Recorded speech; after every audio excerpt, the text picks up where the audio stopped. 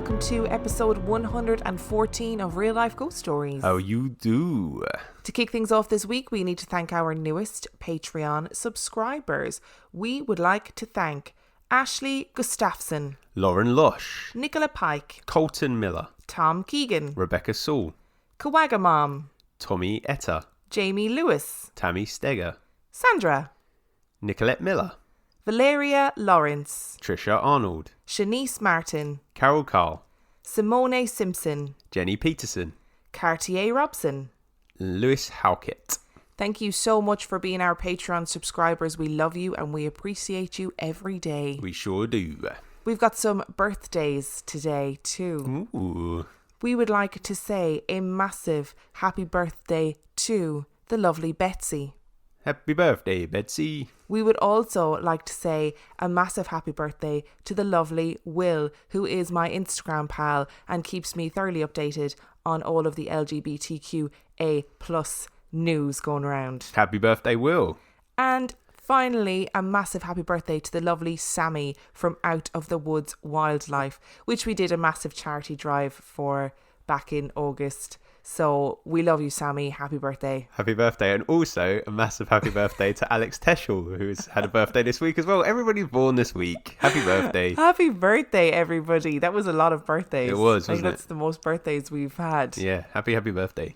We also have a promo this week for the first time in ages. Ooh. And our promo is for The Historical Natives. The Historical Natives is a weekly podcast where Joseph and Mackenzie explore bone-chilling creatures from the indigenous peoples of North America. Joseph and Mackenzie come from the Loon and Sturgeon clans of Ontario. This podcast has created such a stir in the Facebook group.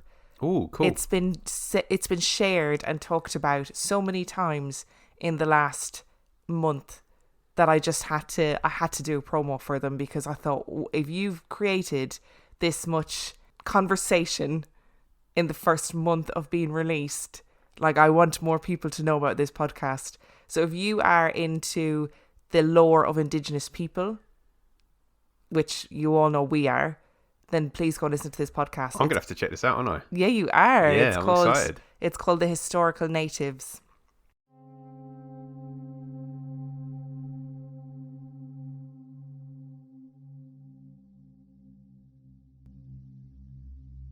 Hi there, and welcome to The Historical Natives, a podcast where we talk about the bone-chilling creatures from the indigenous peoples of North America.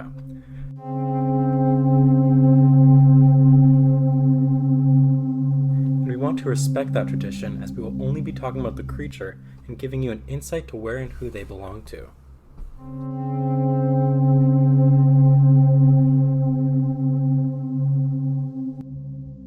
In our next episode, we'll cover the Wet'suwet'en, an ancient shape-shifting ice being who lives in the traditional wilderness of the Danza in northern Athabascan.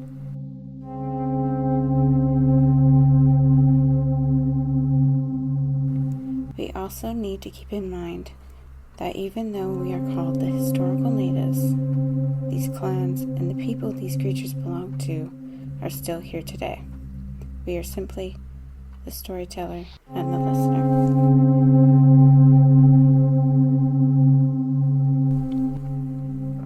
Thank you for listening. You can follow us on Facebook, Instagram at The Historical Natives, and our website is thehistoricalnatives.ca.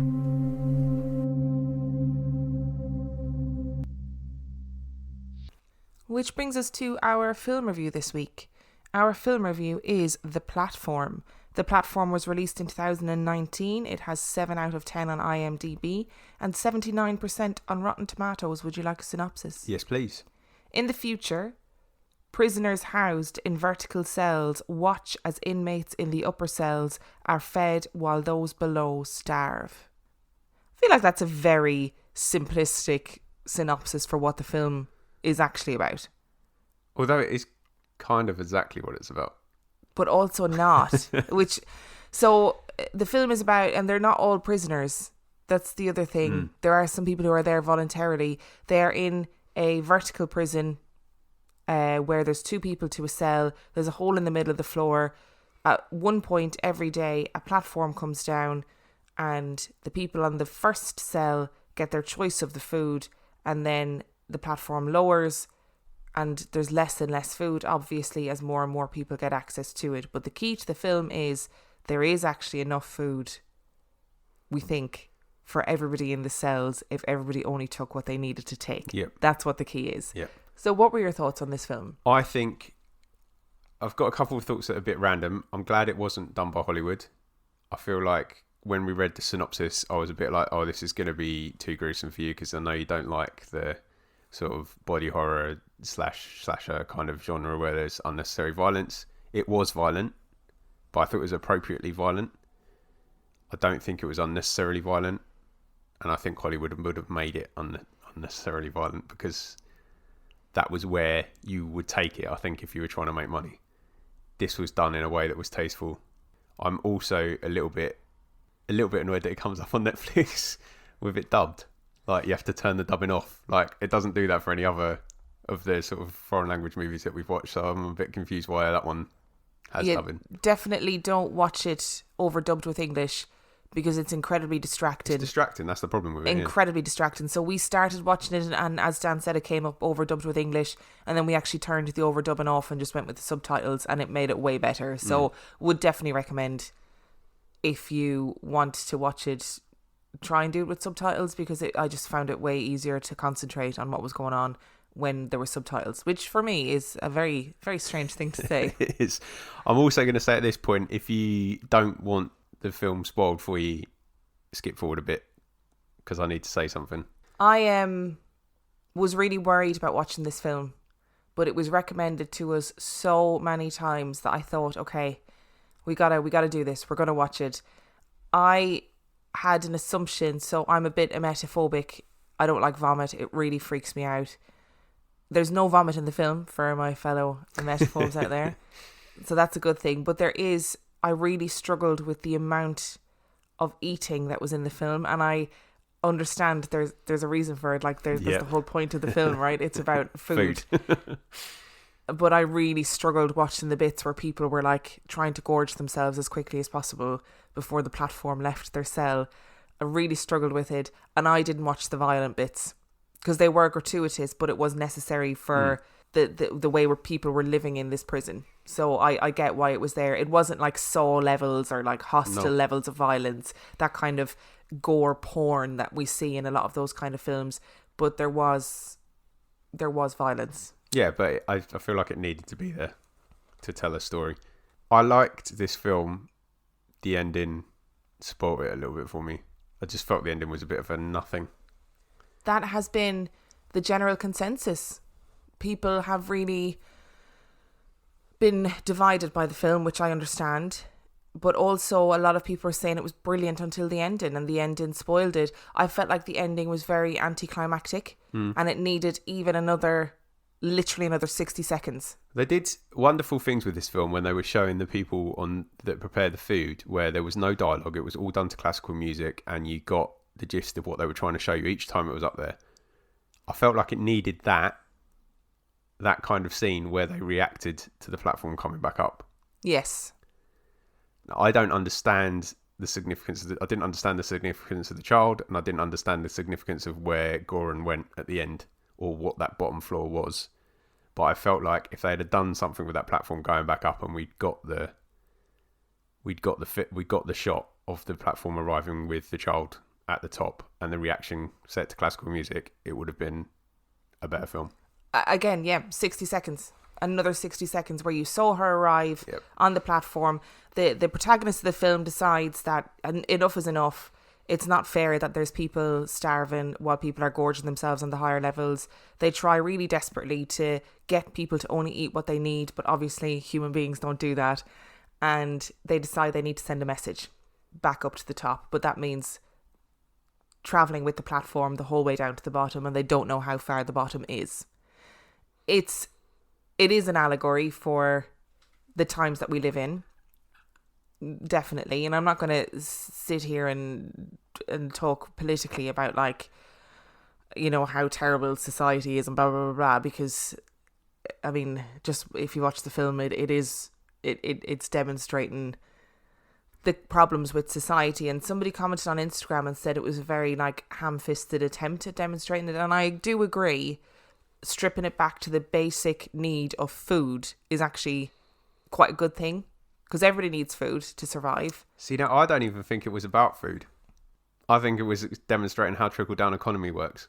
Yeah, but you can't talk about something like that in a film and make it really convoluted, because people like me aren't going to understand it. But when you strip it back to something like food, which is a basic human need, then you understand it. Oh, I see what you're saying. Yeah. Sorry. So I understand that it wasn't necessarily about food. It is, but it also isn't, because it's an allegory for something else. But stripping it back to being about food makes it accessible for everybody. Yeah, and I thought there was enough, there was enough threat about it as well to make it kind of disturbing. Oh, I thought it was incredibly disturbing. Before it got the redemption thing, it was like you just didn't want them to wake up on the lower floor.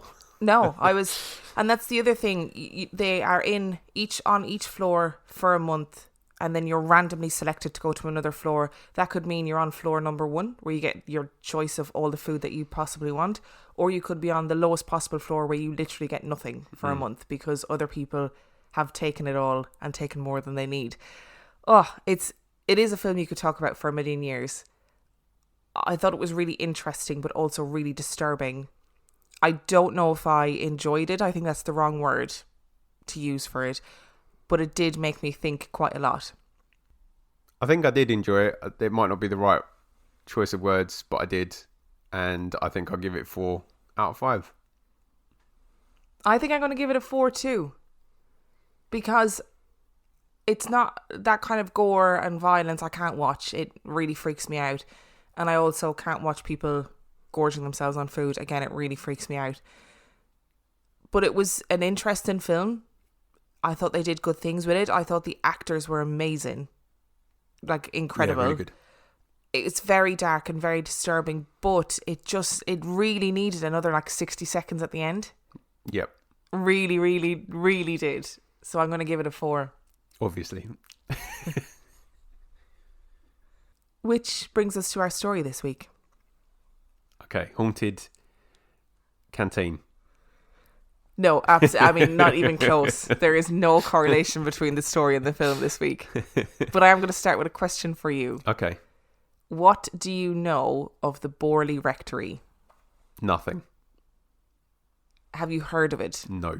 Okay, so I have heard of it. It's one of those places that comes up on lists of like the most haunted places in the world, the most haunted places in the UK, and it is somewhere where I always thought I really need to look into this and do a bit of research, and this week was the week. So sit back and relax, because I'm going to tell you the story of Borley Rectory. There's lots of names in this story, I'm sorry. Do I need a pen and paper? No, you'll be okay. But I just, in the short lifespan of the Borley Rectory, there are 4 technically different families who live there. All right, okay. So you've got to just keep that in mind. That There's going to be lots of names flying around. I'll just refer to them as Family 1, Family 2, Family 3 and Family 18. Good. In 1863, Reverend Henry Dawson Ellis Bull built a beautiful Gothic brick house in the middle of the Suffolk countryside. The house was home to Reverend Bull's family of 14 and only stood for 76 years until it was burnt to the ground. 76 years is not a long lifespan for a building in England, but what is crammed into the 76 years is a controversial story that has resulted in the building being dubbed the most haunted house in the UK. Back in 1863, the area surrounding the house had seen the end of an industrial boom and was slowly returning to being a quiet agricultural community. The land that the house was built on was indeed calm, serene and beautiful. But according to local legend, it had a tragic history that began way before the building of the house. According to the legend, the site was home to a majestic monastery back in the 14th century. Monks at the time, and many still today, were required to take a vow of chastity, poverty and piety upon entering an order. So falling in love with a nun wasn't really an option. But unfortunately, in a true tale of star-crossed lovers, that is exactly what happened. a monk and a nun from a local convent fell hopelessly in love and began an illicit affair. They were discovered and were immediately sentenced to death for breaking the vows they had made to God and to their order. The monk was hanged on the grounds of the monastery, but the nun, she suffered a far worse fate. She was bricked up alive into the walls of the convent. Another local legend told the tale of a wealthy landowner, Henry Waldegrave, who had taken a beautiful nun from France and forced her into marriage.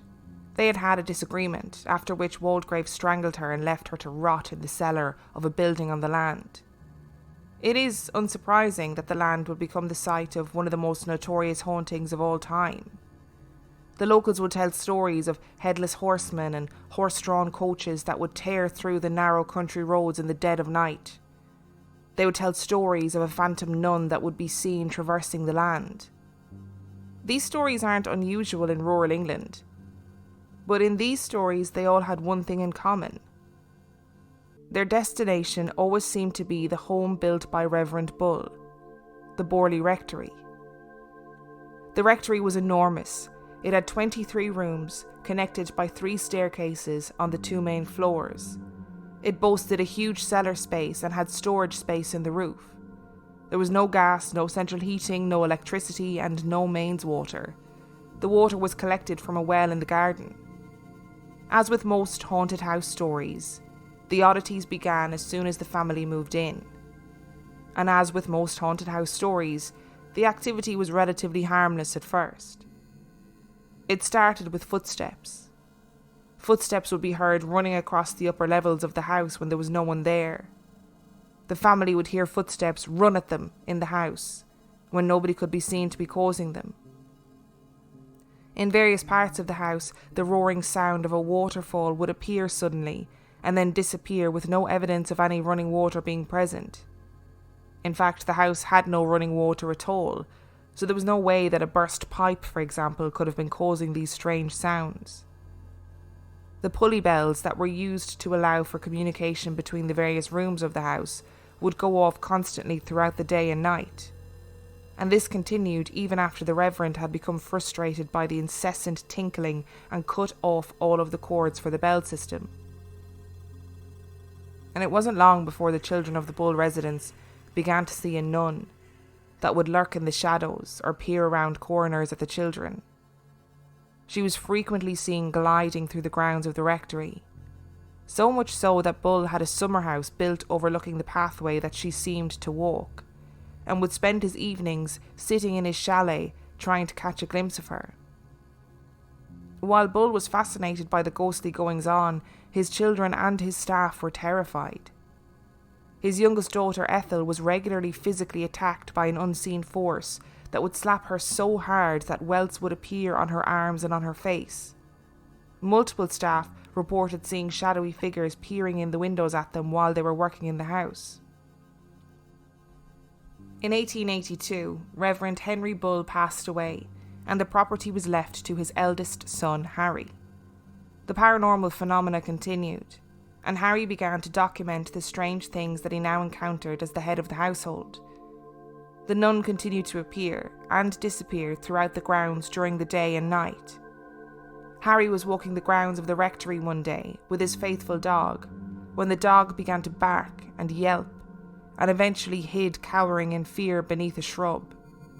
Harry couldn't understand it. This was not usual behaviour for his dog, and he couldn't see anything that would have caused such fear in the animal.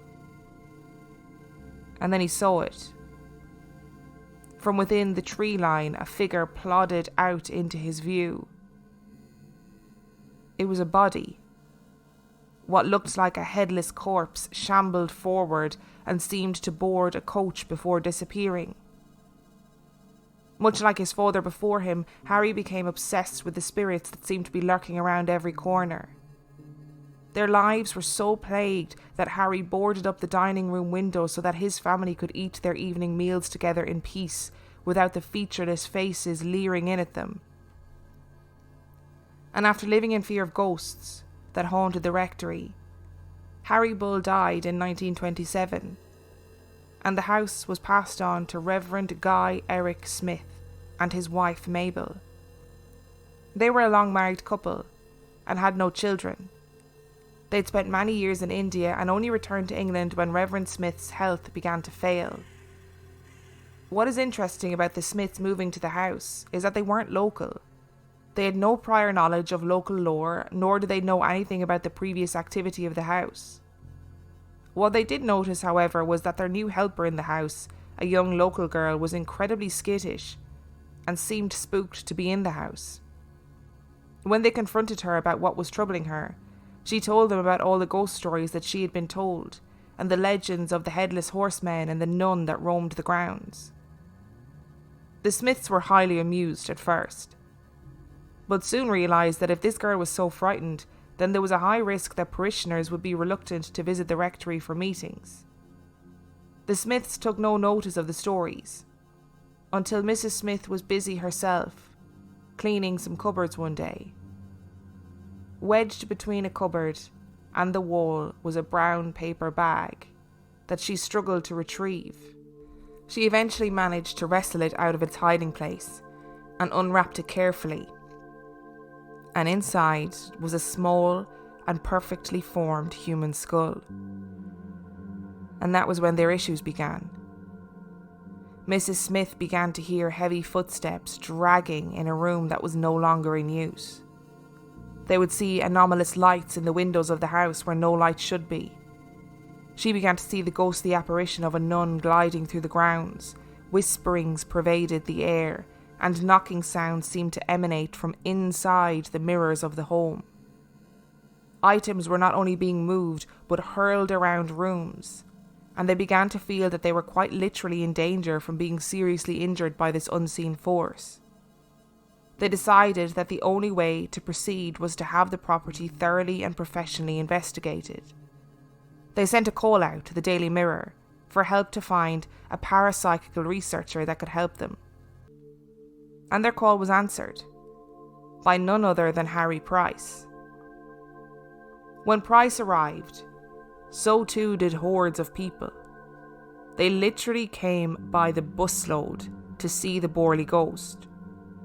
Price was the victim of violent attacks of the poltergeist that seemed to be wreaking havoc in the rectory. He had vases hurled at him, as well as stones that materialised from nowhere, and he reported that the knockings from inside the mirror weren't mere knockings, but were in fact spirit messages that were meant to be deciphered. It was too much for the Smiths. They had been plunged into a bizarre, unknown and dangerous world, and every inch of it was being reported daily in the newspapers. In 1929 they left the rectory and never returned, and so the building stood quiet for around 6 months. And in 1930, a family called the Foister family moved in. Reverend Lionel Algernon Foister moved in with his wife Marianne and their adopted daughter Adelaide, and they too immediately began to experience strange happenings in the house. Except this wasn't played out in the public eye. Harry Price came to visit them once and was never welcomed back again after a disagreement with Marianne, so the Foister family faced the supernatural powers alone. It began yet again with the sound of the tinkling of the servant bells throughout the house, but quickly escalated to objects being thrown through the air and items appearing and disappearing throughout the house. They heard footsteps in vacant rooms, both running and dragging. Lights flashed on and off in the house. Adelaide was locked into rooms to which there was no key, and her mother and father would scramble to try and get her out to safety. There is no doubt that the Foister family would have known what they were moving into. The house had been in the newspapers only 6 months previously, but it's unlikely that they had any concept of how fraught their lives would become, and how it would all centre around Marianne.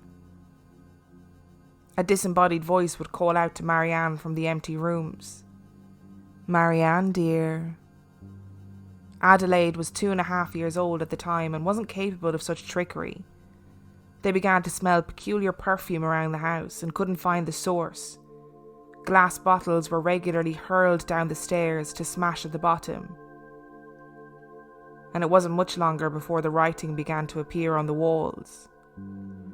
It would be illegible at first, random scrolling across the walls that no one could decipher. Eventually, 2 phrases were scribbled on the wall in handwriting that no one recognised. "Marianne, please help get." And "Marianne, light mass prayers." As the activity worsened, Marianne was ripped from her bed and thrown across the room, and eventually Reverend Foister conducted 2 exorcisms in the house, both of which seemed to calm the activity, for a time at least.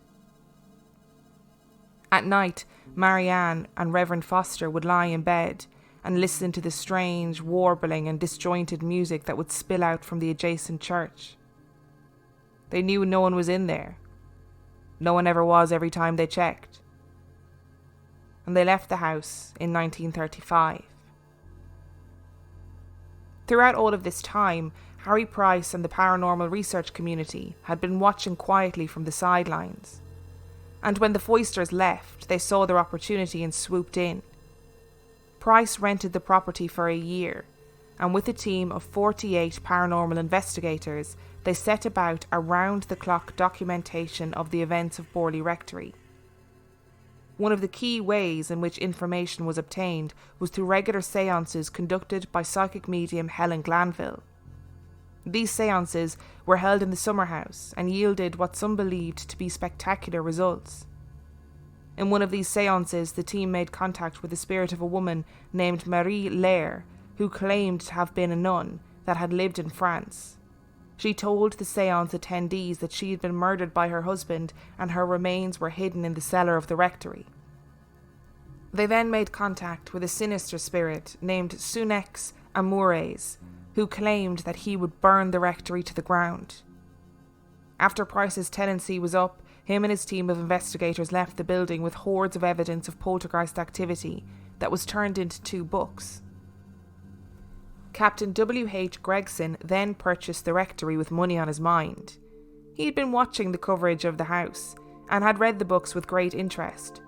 And in a stroke of entrepreneurial genius, he decided that he would capitalise on the infamy of the rectory by setting up a ghost tours business. Unfortunately for Gregson, the spirit of Sunex Amores wasn't ready to let that happen, and in 1939, the rectory did indeed burn to the ground. The insurance company believed that the fire had been started deliberately, by an oil lamp being dropped in the hallway, but Gregson vehemently denied that he was in any way responsible for the fire. In the following years, Harry Price went back to Borley Rectory, and while rooting around in the ruins of the old building, he found what appeared to be human remains hidden deep in what was left of the cellar.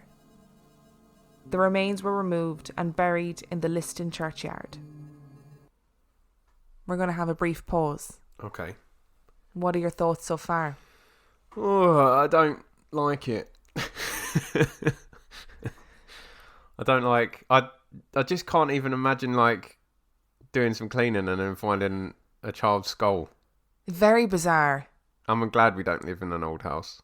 Me too. And I don't know what you'd... I mean, if you found a child's skull, who do you call? Not the Ghostbusters, that's for sure. Or maybe you do, actually, in this case. Or maybe you do. Or do you call a museum and go, or do you call the police? I think you have to call the police to start with, do. because in case it's like a murder investigation. There was a child in the school that I used to teach in who came into school one day and they had decided to put down a conservatory and had uncovered 2 skeletons. Oh no. Buried in their garden, and obviously they had to call the police, and the police had to come and do like a murder investigation type thing just in case. But they were like ancient bones that they had just randomly mistakenly uncovered. But how crazy is that? I mean, it's crazy, and they probably stirred up some stuff they shouldn't have. I don't know if that would really worry me. I'd just be like, whoa, we found a body in our garden. I'm not like I feel like, I don't know. You never know, do you, with resting grounds, whether they've been rested on purpose or whether they've just died and been buried. That's true. That's a good point, actually. You don't know if it was their intended burial place or if it was just out of necessity that they ended up there. But in this instance, it's neither, is it? Because I don't think anybody buries the head of a child behind a cupboard. Yeah, so how did it end up there? And where's the rest of the skeleton? And why is it just the head? And why are you keeping it in a brown paper bag? And It sounds like dark stuff to me. Do you think? Yeah, well, it's a bit ritualistic, isn't it? Like, why have you just... I mean, that's where my head goes all the time because you know how crazy scared I am of everything. Yeah. But I guess it could just be someone that lost their child and then couldn't, kept it because they couldn't bear Kept their head Well, until it you don't became know, a skeleton. Well, you don't know, do you? Because it's not something, thankfully, that we've gone through, but it's quite a sad thing, isn't it? So you don't know. You don't know. No, you don't know. That's true. I mean, I am almost 100% certain that it was some kind of devil worship, like, sacrament thing. But I'm just saying. Sacrifice, you mean? That's what I meant. What did I say? Sacrament. Well, Although, I mean, the sacrament in is the keeping. Yeah, it kind of works. So yeah, it's just a weird place to find a skull, isn't it? And I'm quite fixated with it. Other than that, there's clearly like loads of stuff going on in there, let's be honest. Like, you've got poltergeist stuff going on, you've got messages on the wall, you've got like creepy voices speaking to you. I feel like that family that had no involvement with Harry Price had it hardest. Oh, Marianne and the Foysters. Yeah. Yeah.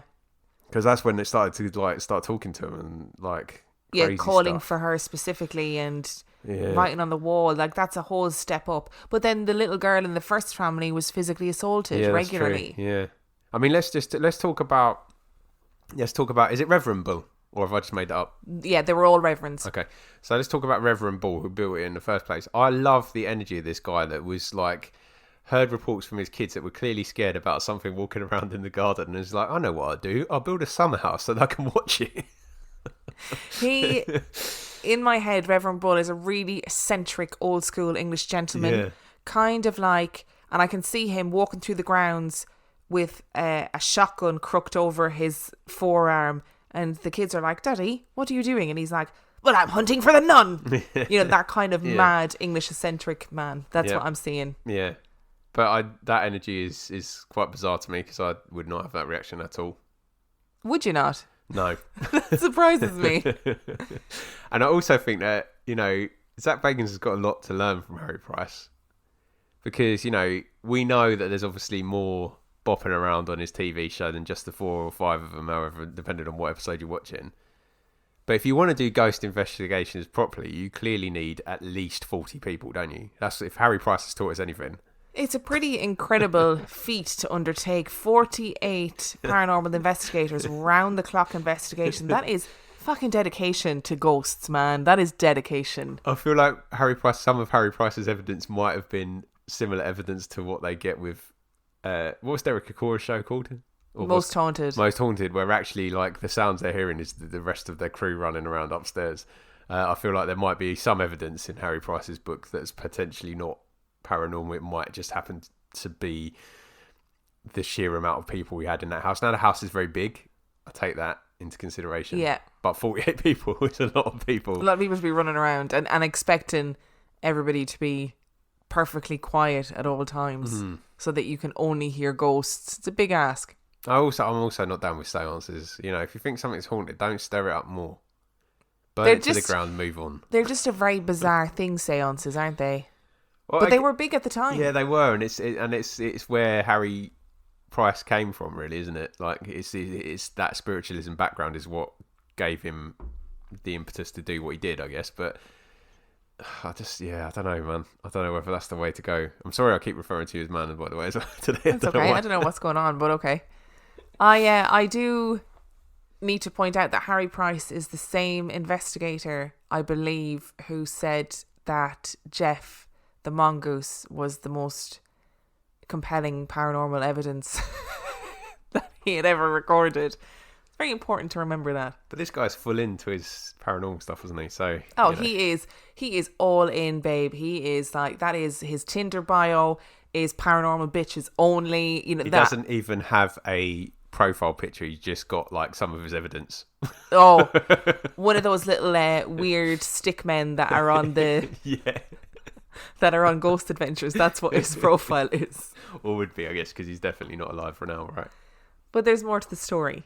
Oh, this is going to be one of those ones where you go, it's all fabricated, and actually nothing happened because there was no rectory. I'm well known for my evil laugh, but would you like to hear the rest of the story? Go for it. You would think that our story would end here. Years and years of dire hauntings, investigators, families in crisis, star-crossed lovers, and the discovery of human remains. Except we need to rewind a little bit, and for good reason. It's really important to understand where the information about Borley Rectory came from. And in truth, the majority of the tales that are told in this episode come from Harry Price. Yes, the local legends were there about the nun and the monk, and there was even a legend that Reverend Henry Bull had raped and murdered a maidservant in the house. But there's no factual basis for any of these legends, and similar ones exist all over England that aren't exclusive to Borley. And then there's the problem of Harry Price. Every event that allegedly happened to Reverend Smith and his wife was all reported by Harry Price, and not them themselves. And they, along with the Daily Mail reporter who had visited the house with Price, later admitted that they believed that Price had faked much of the phenomenon. The reporter wrote a scathing exposé where he revealed he had been hit in the head by a flying rock mid-investigation, tackled Price to the ground, and found him to have had pockets full of rocks. The testimony of the Foyster family came from a meticulous diary that was kept by Reverend Foyster and published by, you guessed it, Harry Price. Marianne Foyster later admitted that the activity reported by her husband was actually just her playing practical jokes, as a means to distract from the fact that she was having an affair with her lodger. Well, apparently. Marianne herself conducted an interview for a report by the New Horizons, in which she said her husband was experiencing financial problems and his diary was actually designed to be a novel that was written as a diary account of a haunting. She claimed that Harry Price knew this, but chose to market it as a true story instead. As with all stories, there are two sides, and then there's the truth. And we'll actually never really know how much of the hauntings were true and how much of it was invented by Harry Price. But Marianne did say one thing that was interesting. They genuinely heard footsteps throughout the house. And they genuinely didn't know where the writing on the wall had come from. They never found a rational explanation for it. Marianne explicitly said she didn't believe in ghosts, but she did believe that there were events in the house that were truly inexplicable. Borley Rectory is still hailed as Britain's most haunted house, despite the fact that a book called We Faked the Ghosts of Borley Rectory was released, which was written by a contemporary and colleague of Harry Price, which outlined that the entire story of Borley Rectory was a hoax. But beneath all the exaggeration, fabrication and money grabbing, there are still very real people who have had very real experiences. When Russell Old was 17, his uncle asked him if he'd like to go to Borley Rectory, the most haunted place in Britain. He'd never heard of it, and was willing to go for the jaunt.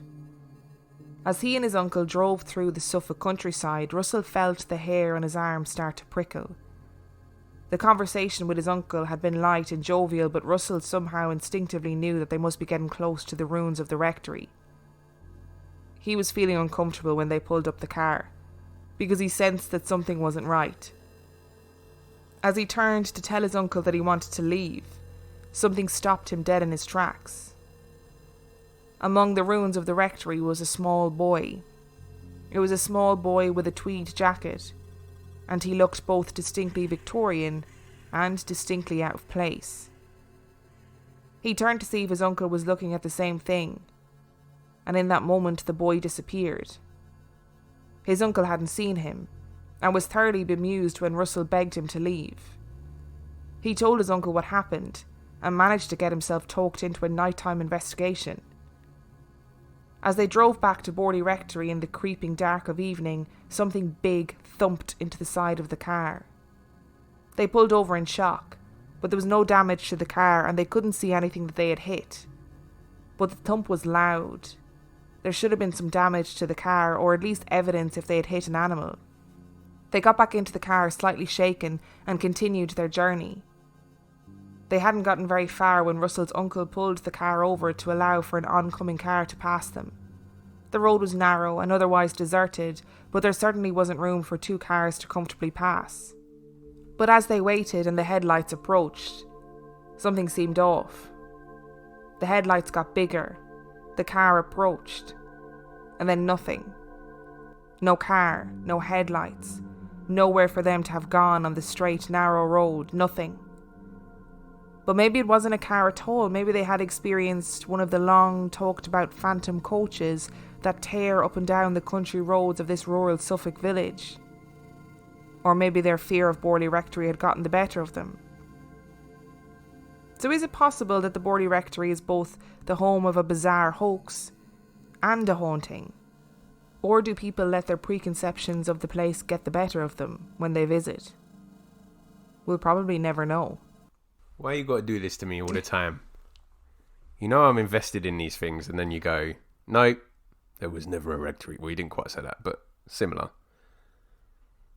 I also am not entirely sure whether, disparaging someone that believes that that Jeff the Mongoose is the most compelling paranormal evidence in the world is actually the right thing to do, because he's clearly a very grounded individual and very scientific in what he does.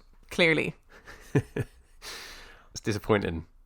It is disappointing. But I'm holding on to the fact that Marianne said that there was some stuff that she couldn't explain. And I'd imagine it probably is what you said last, which is that there probably is a haunting, but it's been elaborated on and exploited by someone that is making paranormal business and industry for himself, I guess, is the way to look at it. I'm very disappointed that the legend around Mr. Bull is just that. I feel like, he was quite an eccentric guy in the way that it was told before, and I'm a little bit disappointed that actually he didn't. There's no evidence of him actually building that summer house to watch a ghost. It's really hard with this story, to decipher what's real, in inverted commas, and what's basically been invented by Harry Price. Like, Marianne's interview was really interesting. She asked for it only to be published after she died. Okay. Because she was sick of the story. Yeah, fair. She didn't make any money from it. She wasn't interested.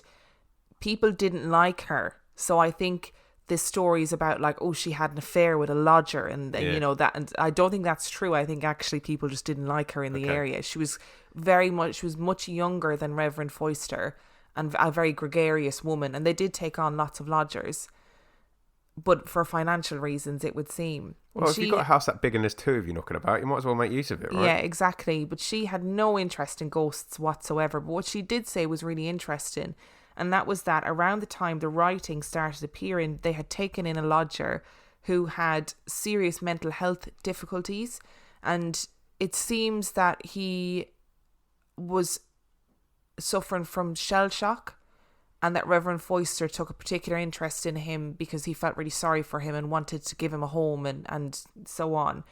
And Marianne said that she believed that somehow this man was responsible for the writing on the wall. She didn't think that he actually physically wrote it, but she thought there was something about his psyche that created the paranormal phenomena that they experienced in the house. So it came with the lodger as opposed to the house. Yes. Which, yeah, I mean, accounts of people being haunted is not... And we regularly talk about poltergeist activity being centred around teenage girls, for example, when they go through puberty, or the hormones of teenagers, or the angst of teenagers. Yeah. So who knows? Wow. Okay, that adds an interesting element to it. There's obviously two more things to talk about. Yes. The first one is the later experience of the 17-year-old dude seeing a little child in the rubble. Nobody wants to see a child ghost. That's horrifying. I'm not too bothered about the car thing, because like old cars make noises. Like, it is what it is, and seeing something coming onto you that's not that's not what I meant. Seeing those sexy headlights coming onto you in the countryside. Yeah, I mean, there's loads of reports of stuff like that, and that's not necessarily linked to the rectory, is it? That could be anything. I am intrigued by the child ghost. I don't know what to make of it. There's probably an element of confirmation bias. I'd say, even though he didn't know what he was going to, his uncle did, didn't he? So you get a gist of that as well. And there's undoubtedly, he said the conversation was jovial or whatever in the lead up until the atmosphere changed. But they were undoubtedly talking about where they were going. You don't take someone to a haunted place and go, don't tell them anything, do you? If you're going, do you want to go to the most haunted place in Britain, and then you put them in the car and then you talk about the football for the rest of the journey, it's a little bit odd. The other thing we need to talk about is this is further evidence that ghosts can start fires, and there's just too much of it now. Yeah. I can't. Unless it wasn't the ghost that started the fire at all. Well, what makes you say that? I mean, there's no possible reason that someone that buys a really expensive house that they can't afford would set it on fire, is there really? I do think that this man, this Captain Gregson, had a genuine good idea going with this haunted tours idea. Literal busloads of people showed up when the Smiths lived there to catch a glimpse of this ghost. You know, so he probably was aware there was a lucrative business going on there. However, I did say later in the story that Harry Price found human remains after it had burned to the ground. I mean, but are we at the... And I don't want to say this because, you know, how I feel that probably all this paranormal stuff is true, even though he's involved. Are we now at the point where we can't really take Harry Price at his word anymore? Well, considering there was massive speculation that the remains were in fact pig remains, that they weren't human remains at all, and that Harry Price potentially discovered, in inverted commas, remains to try and legitimize his own story. So I said the remains were buried, but they weren't buried in Borley because the church at Borley refused to have them buried in the graveyard because they said, well, they're not human. It's a pig. Stop. These are pork chops. Yeah. I mean, I'm frying them right now. What do you want from me? I can see the trotters, for fuck's sake. So, questionable as to whether or not... I mean, I'm not saying Harry Price set the house on fire. Or am I? Oh, you're saying, you're blaming Harry Price, are you? Well, it conveniently fits into the narrative that they contacted this... I would have said it was more likely an insurance job, to be Well, honest. that too. But too. you are missing one crucial bit of evidence. Oh, am I? Yeah, in the seance, that demon said he was going to burn the house down.